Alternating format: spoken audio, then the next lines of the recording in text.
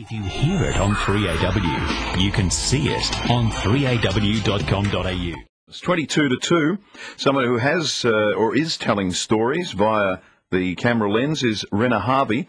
There's an exhibition called Real Faces, Real People. It's going to be moving around. We'll talk about that shortly. But Rena Harvey, good afternoon. Good afternoon to you too, Dennis. Welcome to 3AW Afternoons. Thank you very much. Thank you for having me. The inspiration for Real People, Real Faces, Real People. Real People. No, that's called Real People. It's called Real People, Real Stories. It's basically the beginning of an art movement, an exhibition that basically pushes the boundary and defines our existence, and most of all, keeping us real.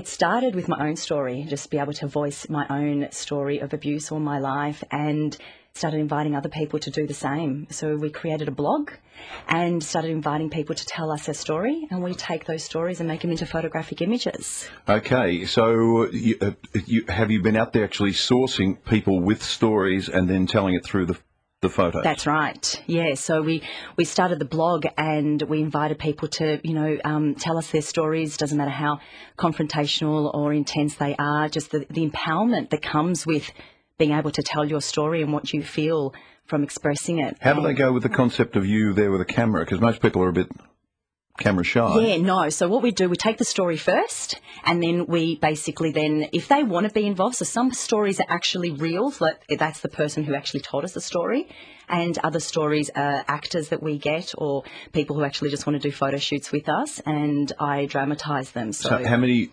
So it's a series of shots about the person, or is it just the one? It's a series. It depends what the story's all about. Sometimes it's one, and the one powerful one. Each theme will have one representation. Some have more than one representation. Like our jail theme had 5 different representations because the story was really intense. So, for example, that was a story that came through from someone else, and then we got actors from Real People International and ended up, dramatising it. And a lot of people asked me that, the newspaper came out the other day and it was saying how it's premeditated, and some people were going, oh, I thought that they were real. And I said, look, if there was some invitation for me to go inside and take photos of someone who was getting abused or, who was just about to commit suicide, then, it can't happen, you know what I mean? So I was kind of like, had to dramatise some of them, and then some of them, the cultural ones, a lot of the scenes, a lot of the real people, they're real. They're exactly how they are. As you said, you've been in the situation of being abused. Yes. How liberating is it for you to be doing this and telling other people's stories? It's the empowerment that comes. A lot of people have shared their story with me. The same thing. There's a lot of, in a dramatic situation, you feel embarrassed, you feel fear, you feel like you can't tell people. People will, look at you differently. And the great empowerment that comes, and my biggest thing that I tell people is that your story doesn't define you. It doesn't make you the person you are. It's just an experience that you've had, and you work through that problem. You talk about that problem, and you'll see the people that come around you, and, that you're not alone. My message was, you're not alone. Millions of people have experienced similar situations to you. So, are people getting better at talking? Yeah. Like you're coming out and instead of going, I can't talk about this.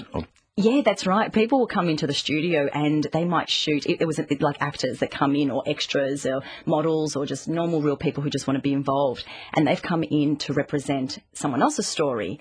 And within 10 minutes of it, they'll come up and they'll say to me, oh, do you want to hear my story? And so it's really beautiful now. It's almost like, it comes in and people kind of go, oh, they're really, free-spirited and be able to tell their story. I'll do the same. Have you been sourcing people to do this, and are you still sourcing people for more works? Yes, definitely. We're sourcing stories, so we encourage people to feel what we're talking about and feel the empowerment that comes with expressing a story. So you get on realpeoplerealstories.com.au, see the amazing stories that are up there, how raw, how confrontational, how real they are.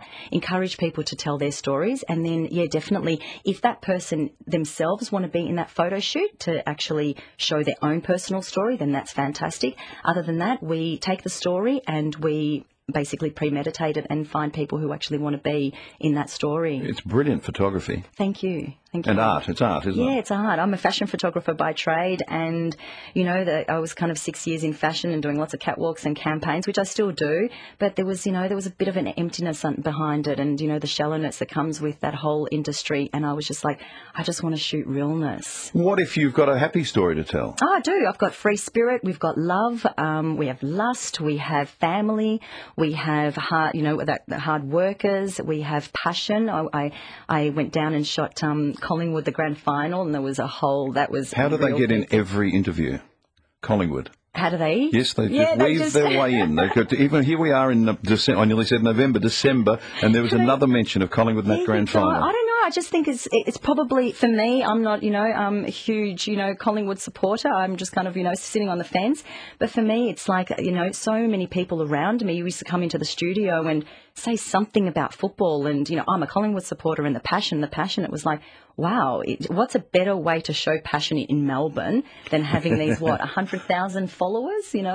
So yeah. When does your photography? I mean, when you're doing catwalk stuff, modelling shoots, what's the difference between shots there and art like you're doing now with real people? The power. You can never look as powerful as my fashion work can be.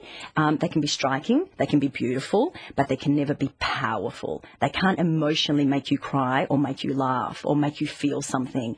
I wanted to make photography. I wanted to make something that when you look at it, you can emotionally feel something. I come from an actor's background. For 15 years I was an actress before I got into photography, and so I would always wanted to be on the big screen or do something that can emotionally move someone. Fashion couldn't do that. The fashion can't. It doesn't have the capability. So it can sell. Yeah, it can sell. It just can't move you. So mine was a bit on an emotional basis, and also the empowerment that comes with seeing people who've got the similar situation as you. How much does technology help you create what ends up in the exhibition? Yeah, a lot. I have an amazing graphic designer, Michael Hall, and he's a multimedia student that comes from Whittlesea. And he basically, pops them out, makes them 3D. So the technology these days, and we're a bit old school, we're the X gen, the Y gen comes up and they're like, but I can make this look better. How do you make this look better? I can pop him out, So the 3D technology that's around these days, and, I only know a little bit of it compared to what's, really out there, really kind of enhances the photo. The launch was at Acme, but where are people going to be able to see it? Okay, so it's basically a travelling exhibition. So our next place, at the moment we're looking at an underground place in Burke Street, and the one that we've got locked in is in March the 18th. At Brunswick Gallery in Brunswick Street. So they'll be running for 2 weeks then, and basically just keep on moving. Melbourne, Sydney, popping it out. The book launch, Coffee Table Book, will be coming out with JoJo Publishing in July. So we're looking at space there. So people can basically get on the website and see, and it's going to keep on travelling through Australia. And then we'll go national and then international. That website again, because there'll be listeners who are going, this sounds really interesting. What is it? So it's www.realpeoplerealstories.com.au. Realpeoplerealstories.com.au. It is fabulous work and well worth going on there and seeing what we've been talking about here. Congratulations! I guess this is a work in progress. You'll be finding other people, and can people submit their stories to that address people as well? Can submit their stories. They can, if they want to be involved in the photo shoots, they can get online and shoot me through an email. And we'd appreciate your stories, and we appreciate the honesty that comes. They can be anonymous. You don't have to write your name if you don't want to. We were talking in the first hour. Actually, I'm just thinking about this call. Kira, she rang in. She said that she loves Christmas. She loves seeing people singing Christmas songs. She loves seeing families together and kids going and enjoying Santa and all of that. Yeah. But she has no family and limited number of friends. But she lives alone, and she has Christmas Day on her own. Oh, sure. That is a story. That is exactly a story. And if she's listening, she can write in, and it would be lovely to shoot her. That'd be fantastic. Rena, lovely to meet you. Lovely to meet you too. Thank you, Dennis. Realpeoplerealstories.com.au. And again, it'll be at the Brunswick Street Gallery, March the 18th. And that'll come around before we can say commercial break, which is what we're having now. Brunswick Street Gallery in March 18th. Rena, thank you. Thank you, Dennis.